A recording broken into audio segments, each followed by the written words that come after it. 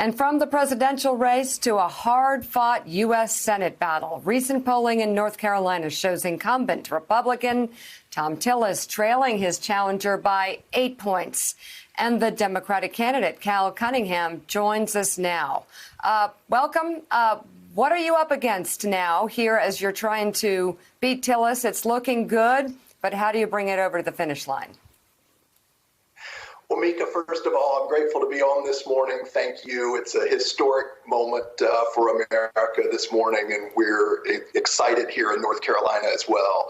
Look, we can see polls today, but we don't decide races by big margins like that in North Carolina. We know we have a fight on our hands and a really pivotal seat for the U.S. Senate, and we're fighting for every vote. And we'll continue to do that over the next 80-plus days.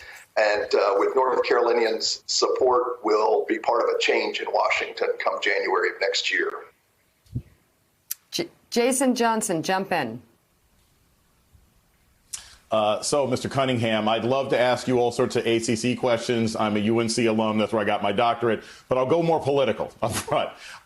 You were in a race in a state that not just Donald Trump carried, but in an area where he has strong support in certain pockets. How are you differentiating your campaign from a national message? What are you telling voters in North Carolina that's like, look, Trump is one issue, but this is what I'm going to bring to North Carolina that Thom Tillis hasn't? How have you staked out that particular space? Well, first of all, Jason, you're making our alma mater proud at Chapel Hill, and I'm grateful to see you on here. Look, I'm very focused on North Carolina.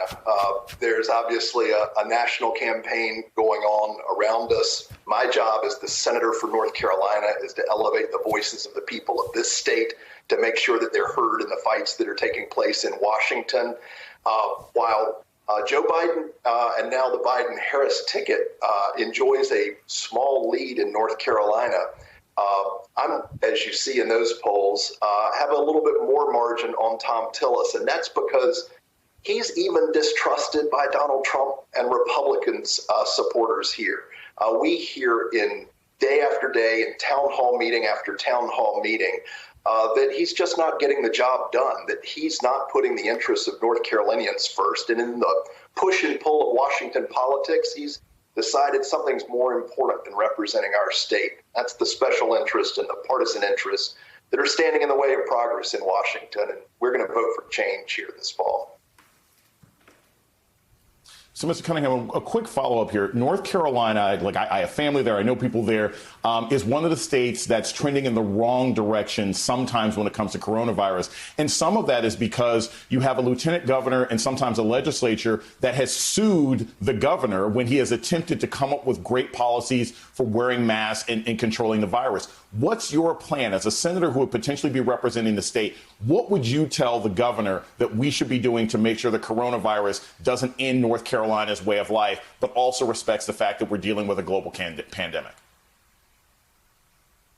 Well, Jason, first of all, our governor is listening to the public health experts, and frankly, and he has a set of plans, not just to combat the virus with the tools that he has available, but also to work judiciously to get us through the economic turmoil associated with it.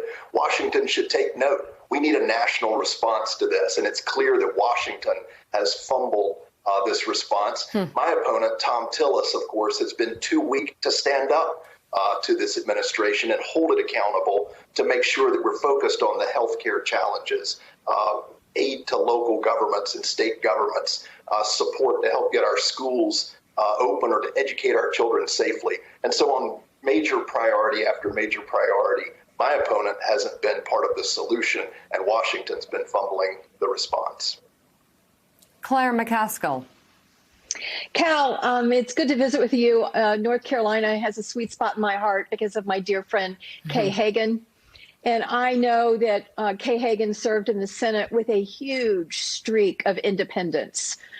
She was somebody who was not afraid to go against the party line. She is somebody who put North Carolina first. I know that's what you're embracing in this campaign. I'm curious as to whether or not North Carolinians are figuring out how Tom Tillis twists himself in a pretzel. I remember in February of 2019 when he wrote an op-ed criticizing the president's illegal use of executive orders. And pretty soon he was back in line, hiding under Trump's desk, and has yet to emerge since that time. Talk about independence and why that is an important value for you in North Carolina. Well, Claire, first of all, your words spoken at Senator Hagan's funeral were very touching and very poignant. And she was a dear friend, she and Chip. This is the seat that she held. And you're right, she did cut a very independent streak. North Carolinians are hardworking people. We're decent. We are common sense, but we're also a very proudly independent people. And we expect the same from our senator. Your example about what Tom Tillis did, important not just because he said his vote would be a matter of principle, and then he did what the Fable Observer called an Olympic gold medal flip-flop at the behest of this administration. But when the president then started rounding up money to send to the border to fund that wall, they defunded things at Fort Bragg, North Carolina, Camp Lejeune, North Carolina, Seymour Johnson Air Force Base in Goldsboro, North Carolina. So North Carolinians lost as a result of Tom Tillis's weakness and inability to stand up to this administration. North Carolinians see it. Even Donald Trump supporters distrust him. And so we're picking up support in unlikely places in North Carolina. Cal Cunningham, thank you so much. And we have reached out to the Tillis campaign and hope to have the senator join us on Morning Joe in the near future. Thanks for checking out MSNBC on YouTube, and make sure you subscribe to stay up to date on the day's biggest stories. And you can click on any of the videos around us to watch more from Morning Joe and MSNBC. Thanks so much for watching.